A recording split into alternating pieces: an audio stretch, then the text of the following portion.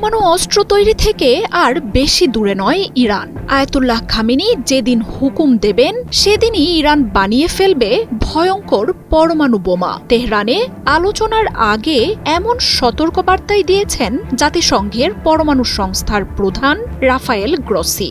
যে কোনো দিন দেশটি পরমাণু বোমা তৈরির ঘোষণা দেবে বলেও জানান তিনি।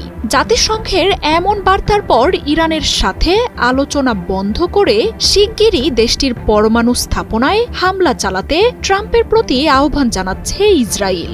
আর পরমাণু কর্মসূচি ধ্বংসের যে কোনো প্রস্তাবকে রেড লাইন বলে সতর্ক করেছে আয়াতুল্লাহ খামেনির প্রশাসন। ওয়ালটন আবারও মিলিয়নিয়ার অফারে ওয়ালটন ফ্রিজ কিনে আপনিও হয়ে যেতে পারেন মিলিয়নিয়ার। তাই পরমাণু ইস্যুতে এখন নতুন উত্তেজনা আর সমীকরণের মুখোমুখি ইরান, যুক্তরাষ্ট্র ও ইসরায়েল। পরমাণু ইস্যু নিয়ে আলোচনায় তেহরান গেছেন জাতিসংঘের আণবিক শক্তি কমিশনের প্রধান। যাবার আগে দিয়ে গেছেন বিস্ফোরক এক বার্তা। জানান, পরমাণু অস্ত্র তৈরির সব সরঞ্জাম এখন ইরানের হাতে আছে।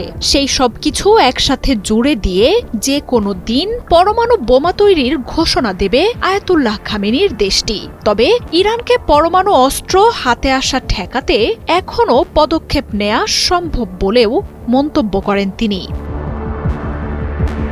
জাতিসংঘের এই প্রতিনিধির বার্তা এমন এক সময়ে এসেছে যখন পরমাণু ইস্যু নিয়ে দ্বিতীয় দফায় বৈঠকে বসতে যাচ্ছে যুক্তরাষ্ট্র ও ইরানের প্রতিনিধিরা। ট্রাম্পের দফায় দফায় প্রস্তাবে যুক্তরাষ্ট্রের সাথে ইরান বৈঠকে বসলেও ক্রমশই দুই দেশের সমীকরণ জটিল হয়ে উঠছে।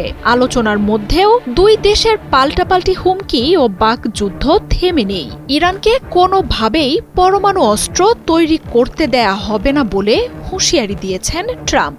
আয়াতুল্লাহ খামেনির হাতে বিশুদ্ধ ইউরেনিয়ামের যে মজুদ আছে তা তৃতীয় কোনো দেশে স্থানান্তরের প্রস্তাব দিয়েছে তার প্রশাসন।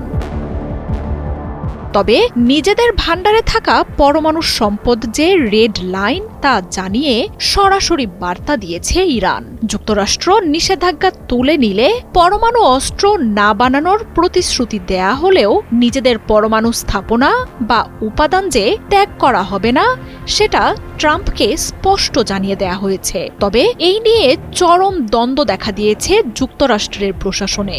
একদল বলছে ইরান পরমাণু ভাণ্ডার ধ্বংস না করলে যে কোনো মুহূর্তেই অস্ত্র তৈরি করে ফেলতে পারে, আর এই আতঙ্ক নিয়ে না ভুগে ইরানে সরাসরি হামলায় সমর্থন দিচ্ছে তারা। আরেক ভাগ অবশ্য সর্বাত্মক যুদ্ধ এড়াতে সমঝোতায় যেতে চাইছে।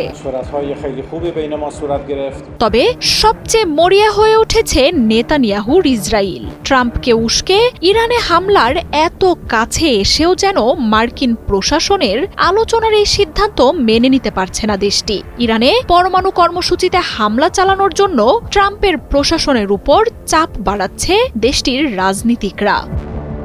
মার্জিয়া উপমা, ৭১।